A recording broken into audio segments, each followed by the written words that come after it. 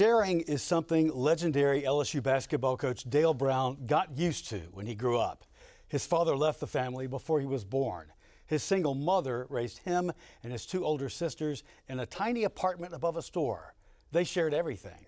At LSU's Board of Supervisors meeting today, we learned the court of the Maravich Assembly Center that they solely named for Brown just 18 months ago will now be shared with former women's coach Sue Gunter.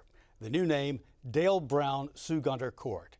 We've learned the discussion to add Gunter's name began just months after the ceremony at that Kentucky game a year ago that honored Brown. You'll hear now some of the public comment and one remark from one of the board members. I never could have envisioned standing before you for any reason, but I also never could have foreseen the unfortunate mess that brings a number of us here today. Of course, all of you already know the background.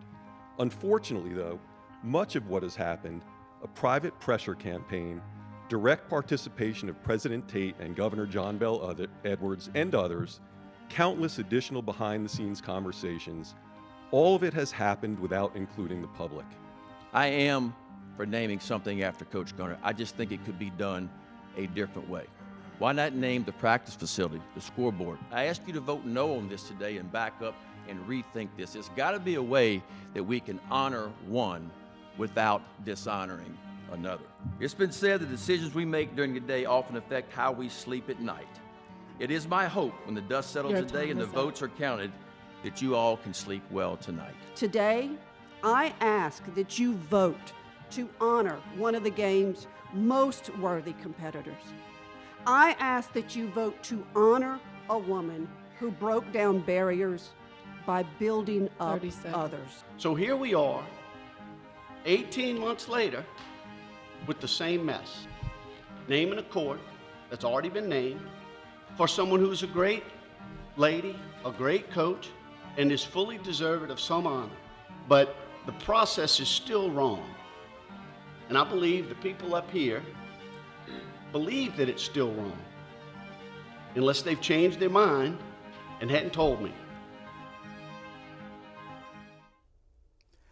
Louisiana Radio Network president and LSU sports historian Jim Inkster joins me now. Jim, you know, as I look at this, did anybody really win today? It's hard to fathom that, Andre, because there was a lot of conjecture about this, publicity, and most of it was a case in which there were people on each side feeling passionately. Yeah. And even though one side got its way, the other side left disappointed. And for those of us who were supporters of Coach Brown, we are disappointed that an honor that was given to him in a year and a half, a little less than that, was taken away. And even though this is a nice way to honor Sue Gunter, she's already been honored.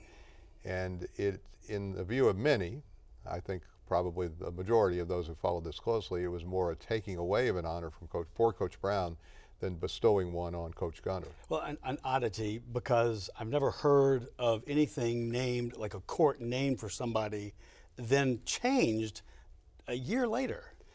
It really makes no sense. Yeah. There's a Skip Bertman Field at Alex Box Stadium. I doubt that there's going to be another baseball coach there.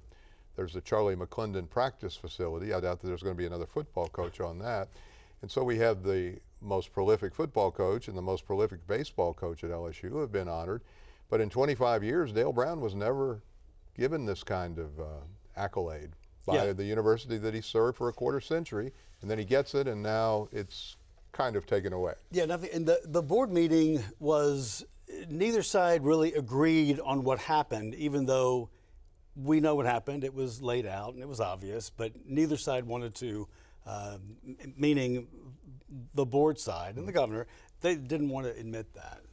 The governor appoints the board members, and John Bel Edwards is no different than previous governors, and he appoints his friends and supporters. And he doesn't fight a lot of battles, but on this one he felt it was a good idea, and he told the board that what he wanted, and by virtue of that, the vote that was 12-3 17 months ago was basically 12-3 this time. There were only 3 members who were against this, and those were Glenn Armenter, Collis Temple, and Jay Blossman. Right, exactly. And so everybody else voted the other way, which means there were a lot of people who changed their minds. Yeah, and Jay Blossman had an interesting point.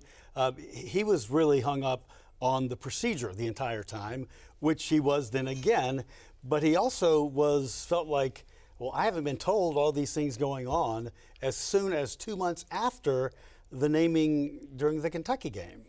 Well, LSU's board, in recent vintage and perhaps in other years, but I think more so in recent times, has basically taken action before board meetings. Now, they do this without a quorum being present, so they may be technically within the laws of the state of Louisiana, but King Alexander, the former chancellor and president, he noted that when he was at a restaurant that he was handed a napkin and saying, you're basically firing Joe Oliva, you're hiring Scott Woodward, and this is the salary we're hiring Scott Woodward.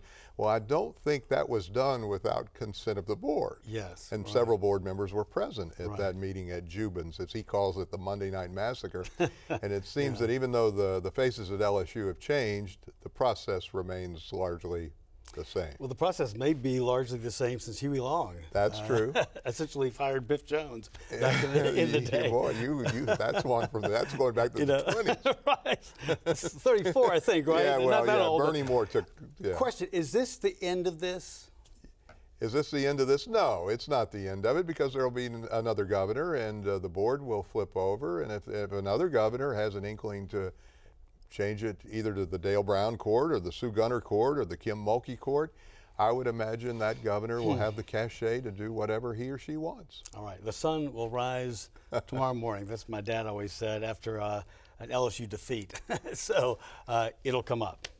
I remember the former chancellor, Mike Martin, saying LSU was the most political place he had ever been, and he'd worked all over the country. And I think the more things change, the more they stay the same, They Andre. certainly do. Jim, thank you so Thank much you. for all your Always expertise. good. Thank you, my Appreciate friend. it.